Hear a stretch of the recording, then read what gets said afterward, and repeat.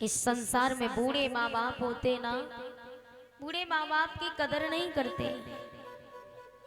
अरे जो माँ बाप हमें पालते हैं, माँ जब कमर पर बच्चे को लेती है ना, गोद में कमर पर बिठालती है तो बेटे से कहती कि जहां तक मैं देख रही हूँ वहां तक तू भी देखे। लेकिन पिता हमेशा अपने पुत्र को अपने कंधों पर बिठाल करके घूमता है और कहता है कि जहां तक मैं नहीं देख सका उससे आगे तू देखे। याद रखना प्यारे, ये सूरज जब निकलता है ना, शाम को ढल जाता है, हमें इंतजार रहता है कि कल सूरज फिर निकलेगा, फिर सुबह होगी। लेकिन पिता के नाम का सूरज जिस दिन डूब गया ना, उस दिन दोबारा निकलने वाला नहीं है। इसलिए पिता की कदर करना सीख लो। बूढ़े माँ बाप को मत रुलाओ। एक बेटा आया मेरे पास, मेरे चरणों को स्पर्श करके कहा, दीदी हमें आशीर्वाद दीजिए। मैंने कहा भाई एक बात बताओ, अपने तुम्हारे घर में तुम्हारे माता पिता हैं? बोले हैं। अपने माता पिता के चरणों को स्पर्श किया, उनसे आशीर्वाद लिया, करते हो?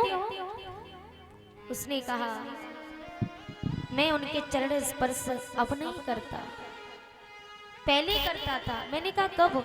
कि जब मैं छोटा था तब माता पिता के चरणों को स्पर्श करता। मैंने कहा अब क्यों नहीं करते? अब मैं बड़ा हो गया हूं। मैंने कहा वाह भैया, इतने भी बड़े मत बनो कि आपको अपनी ही नजर में आपके ही माता पिता छोटे दिखाई देने लगे। इतने बड़े मत बनिए। इंजीनियर बन जाओ, डॉक्टर बन जाओ, पीएम बन जाओ, सीएम बन जाओ, जो बनना है बन जाओ, बनो। लेकिन इतने बड़े कभी मत बनना कि आपको ही अपने ही माँ बाप छोटे दिखाई देने लगे। आशीर्वाद लेना है तो सबसे पहले माता पिता से लो, क्योंकि यदि इनका आशीर्वाद लिया तो मानो भगवान का आशीर्वाद मिल गया। उस भगवान को तो कभी नहीं देखा, देखा है क्यों भैया? उस भगवान को कभी देखा है? नहीं देखा। लेकिन असली भगवान तो हमारे घर में हमारे माता पिता बैठे। अरे जिसने हमें ये शरीर दिया, हमें नाम दिया और हमें ताकत दी। माँ अपने दूध को नहीं बल्कि अपने खून को पिला करके बड़ा करती है, क्योंकि माँ की रगों में दौड़ने वाले खून से ही दूध बनता है। और आप उस दूध का कर्ज भूल गए। असली माँ बाप घर में बैठे उनको रुला रहे हो और मंदिरों में जाकर के शिवलिंग पर दूध चढ़ाते हो। माँ को कभी एक गिलास पानी नहीं दिया, ऐसे दूध चढ़ाने से क्या मतलब? व्यर्थ है। मंदिरों में जाकर के दान करते फिर रहे हो, घर में माँ बाप एक रोटी के टुकड़े के लिए तरस रहे हैं। आजकल विवाह हुआ नहीं, पत्नी घर में आई कि अलग हो गई। अरे माता पिता को 2 रोटी चाहिए, 2 वक्त की रोटी के लिए आपने उन्हें अलग कर दिया अपने स्वार्थ के लिए। याद रखना ये जीवन उन्हीं का दिया हुआ है। आप अमानत हो तो अपने माँ बाप की, आपका जीवन आपके माँ बाप की अमानत है। ये आप कैसे भूल जाते और उनको रोने के लिए छोड़ देते? बूढ़े माँ बाप की दास्तां को सुनना, कभी उनके पास बैठना, अपने हृदय में इतने दुखों को समेट करके, इतने दुखों को समा करके जीते हैं वो, और दुनिया के सामने हंसने का दिखावा करते हैं, अंदर से टूटे हुए होते हैं। कभी जाकर के पूछना उनसे क्या गुजरती है उन पर। कि माँ बाप से बढ़कर जग में नहीं दूजा कोई खजाना। माँ बाप से बढ़ के संसार में और कोई खजाना है ही नहीं। आप इनको इतना दुख देते हो। एक बार एक मैया थी, बूढ़ी माँ। वो बूढ़ी माँ, पति गुजर जाता है उसका, पति का देहांत हो गया। पति के मरने के बाद एक बेटा है, बेटे को मेहनत मजदूरी करके पढ़ाया लिखाया और पढ़ा लिखा करके भगवान की कृपा से उसकी नौकरी लग जाती है। अमेरिका में जाकर के इंजीनियर बन जाता है। अमेरिका में जाकर के नौकरी करता है। तो नौकरी करने के बाद विवाह हुआ, घर में बीवी आई तो माँ को बड़ी खुशी हुई। कुछ दिनों बाद उसकी बेटा हुआ, उस बूढ़ी माँ का नाती आया। तो अब तो वो बूढ़ी माँ सोच रही है कि मेरा बेटा अभी कमा रहा है, मेरे घर में बहू है और मेरा नाती भी है, मेरा जीवन आसानी से कट जाएगा। लेकिन उस माँ को क्या पता था उसके साथ क्या होने वाला है। बेटा जब परदेश जाता है, ये आजकल सबसे ज्यादा यही हो रहा है। बेटे ने शादी की, बाहर यदि कमा भी रहा है, पत्नी को साथ ले जाता है, माँ बाप को रोता बिलखता छोड़ देता है। धिक्कार है ऐसी औलाद पर। अरे ऐसी संतान को संसार में आने से पहले ही भगवान मार दे।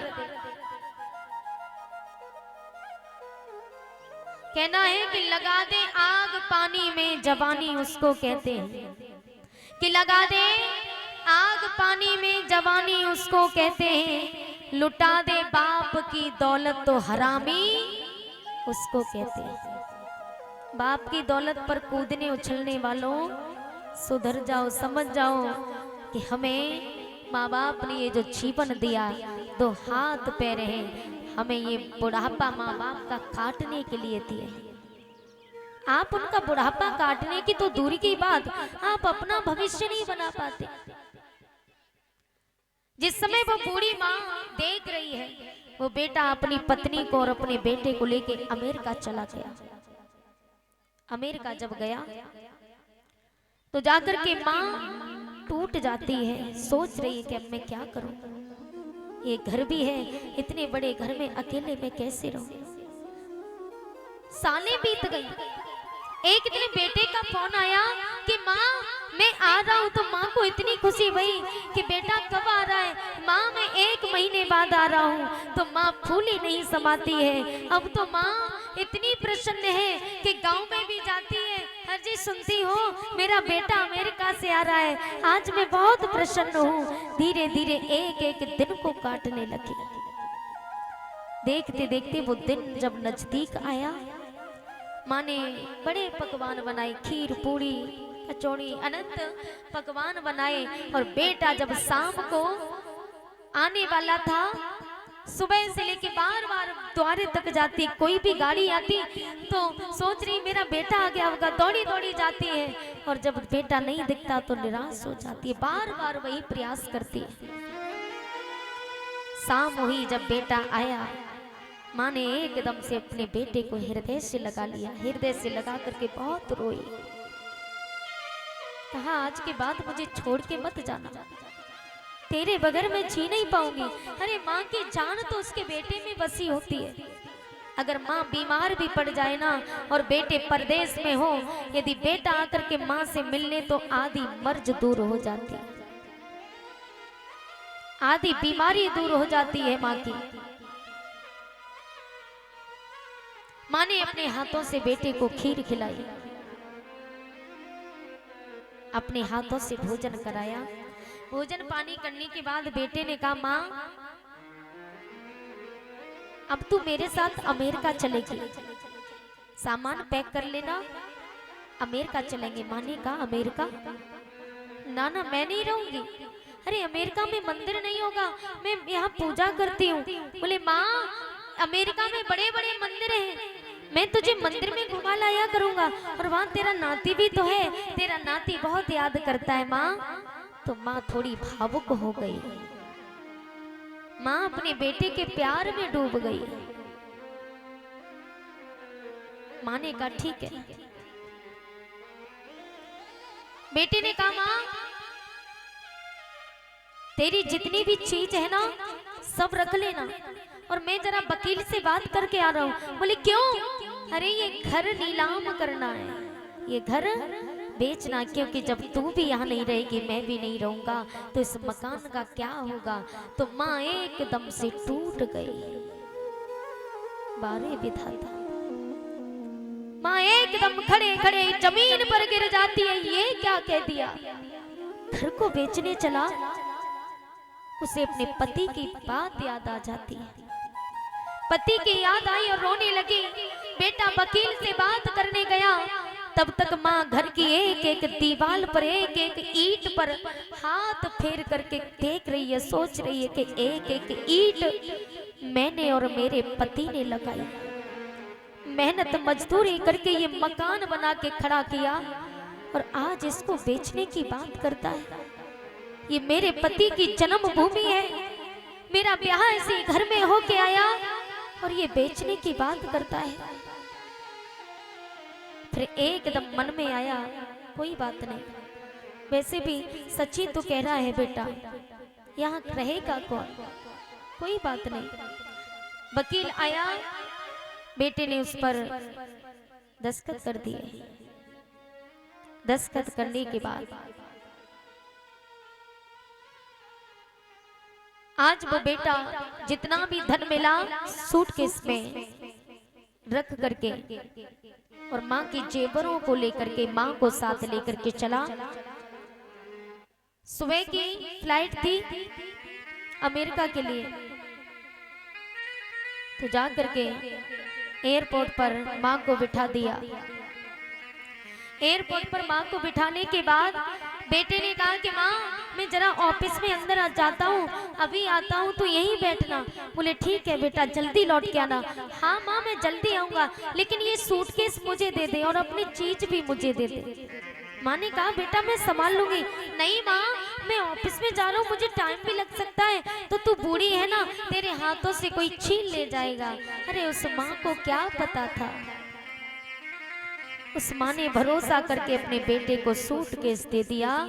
बेटा फ्लाइट में बैठ करके अमेरिका पहुंच जाता है। माँ को सुबह से शाम हो गई, बेटा लौट करके नहीं आया।